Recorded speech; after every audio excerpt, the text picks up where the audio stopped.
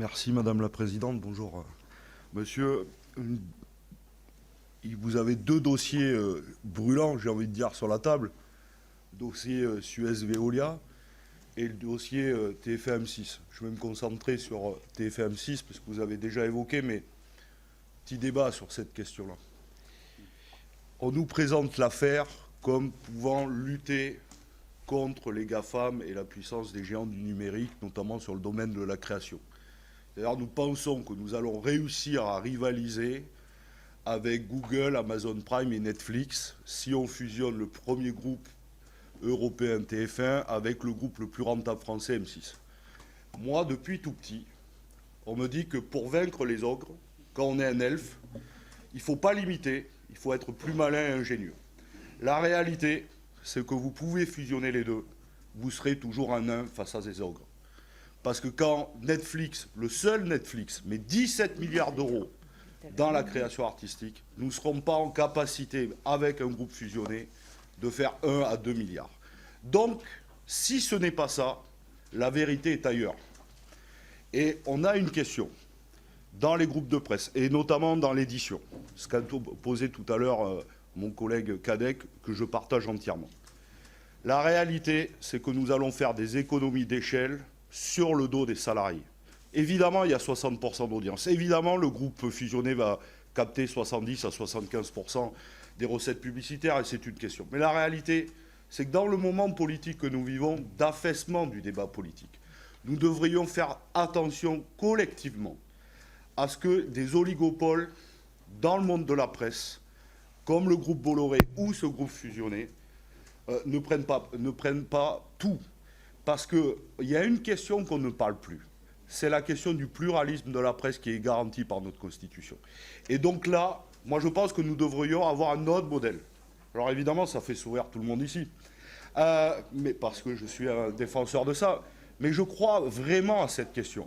Parce que quand on aura fusionné les deux rédactions, et quand nous n'aurons plus que deux groupes de presse qui auront globalement deux idées, et notamment une extrême droitisée au possible, nous aurons un problème démocratique dans ce pays. Et nous n'arriverons plus à le régler. Donc on devrait, à mon avis, parce que votre poste, il est éminemment politique, il devrait garantir ce pluralisme de la presse. Et nous devrions prendre la question sur ce biais-là. Et jamais, à aucun moment, vous n'évoquez ça. Et pour moi, à mon avis, c'est un problème. Voilà, je vous remercie. En revenant sur TF1 M6, puisque ça a été évoqué plusieurs fois,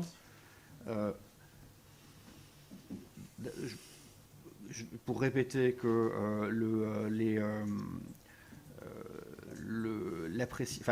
l'angle d'appréciation de cette opération, est-ce que c'est un angle local ou global, enfin la définition du marché pertinent, comme vous dites, Madame la Présidente, ça n'est pas quelque chose que je peux commenter maintenant parce que ça va dépendre du résultat de tests de marché, de sondages, de collectes d'informations qui sont encore en cours. Donc je ne peux pas vous répondre là-dessus. Je suis absolument conscient de l'importance de ce choix et de ses conséquences. La pluralité a été évoquée, et je l'avais évoqué dans mon introduction liminaire. Elle est importante pour l'autorité de la concurrence parce qu'il s'agit du choix qui est offert aux consommateurs. Donc l'autorité de la concurrence n'a pas compétence en matière de pluralité politique, par exemple. Ça, c'est pour le CSA. Mais le maintien d'une offre diverse sur des différents segments de production pour le consommateur final, c'est quelque chose qui est important pour nous, qu'on va regarder, qui fera partie de la décision. J'ajoute d'ailleurs, puisque j'ai parlé de la complexité du processus, il y a des domaines qui relèvent du CSA, enfin de l'ARCOM, qui sont par exemple tout simplement l'application de la loi de 86. Donc vous avez parlé du nombre de chaînes, par exemple. S'il y a des sessions de chaînes, c'est au CSA d'en décider, c'est pas à nous. C'est pour ça qu'il faudra une bonne articulation entre les deux autorités sur ces questions-là. Oui, le risque d'une situation qui serait dommageable à la fois en aval pour la diversité offerte aux spectateurs et en amont pour les producteurs, c'est que c'est la considération essentielle du travail de l'autorité. Donc je ne peux pas vous donner la conclusion, mais c'est vraiment à l'aune de ce risque qu'on va raisonner. Il n'y a pas de miracle. D'ailleurs, la discussion que nous sommes en train d'avoir sur TF1 M6 le montre bien. Il s'agit de dossiers qui sont très complexes et sur lesquels il faut que les décisions soient fondées sur des éléments, objectifs et pas sur des prévisions, des scénarios ou des conceptions qu'on peut avoir de l'évolution du marché. Il faut des chiffres. Et donc, ça prend du temps. Les décisions d'autorité sont de plus en plus d'ailleurs soumises à des contentieux, historiquement. Donc il faut que les décisions soient solides, soient solides en droit, soient robustes et puissent faire l'objet de consultations qui sont approfondies. Donc c'est mon engagement de raccourcir les délais, mais il ne faut pas que ce soit au prix de la solidité juridique des raisonnements. Je crois que monsieur Gay voulait reposer la question. De miracle. Oui. Avec ton micro. Juste sur cette question, vous avez parlé de pluralité. Que le consommateur, puisque c'est ça, et plusieurs chaînes, ça c'est une chose.